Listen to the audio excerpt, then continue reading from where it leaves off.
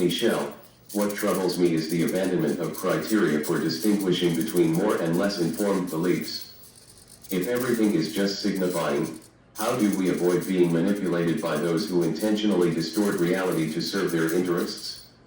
It feels like a surrender of intellectual responsibility.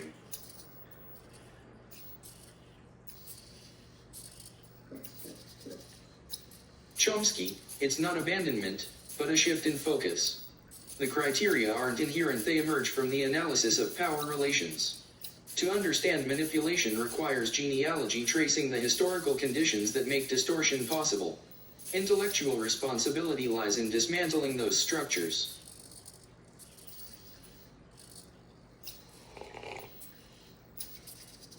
Michel, but if the very act of tracing is itself shaped by power, aren't we simply reconstructing a narrative about power, rather than escaping it? It seems like an infinite regress, analyzing the analysis, deconstructing the deconstruction, leaving us with no firm ground for judgment whatsoever.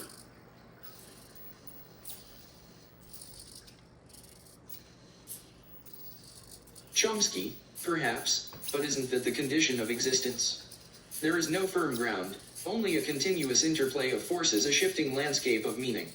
The point is not escape but understanding the terms of engagement.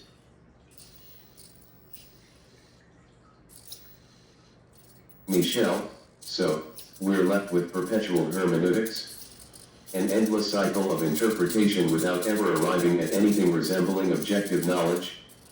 That strikes me as profoundly unsatisfying and ultimately, politically paralyzing. If truth doesn't matter, what motivates resistance beyond simply rearranging the furniture on a sinking ship? Chomsky, objective knowledge is itself a product, isn't it? A desire for certainty, a yearning for a foundation that I find illusory. Paralysis lies in believing there is a final answer.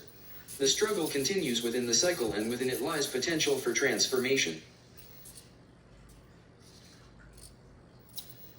Michel, but to deny the possibility of even partial accuracy, of identifying statements that better correspond to observable facts, isn't that throwing out the baby with the bathwater? Even acknowledging that observation itself is mediated, some observations are demonstrably more reliable than others. To ignore that seems willfully blind. Chomsky, reliable according to whom? Within what episteme? Observation isn't neutral, it's always already implicated in power relations. Acknowledging mediation doesn't invalidate inquiry, but necessitates a constant critique of its conditions. It's not about discarding accuracy but questioning its terms.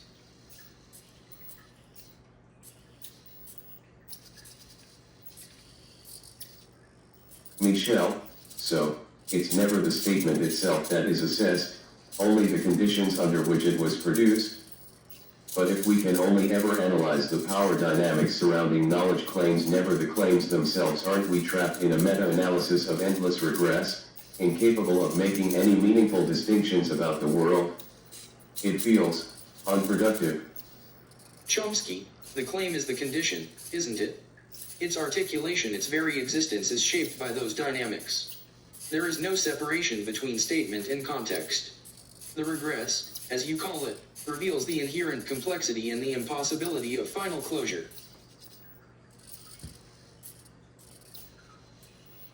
Michel, but if there's no possibility of closure, no way to ground our understanding in anything resembling objective reality, doesn't that render all discourse equally valid, or rather, equally invalid?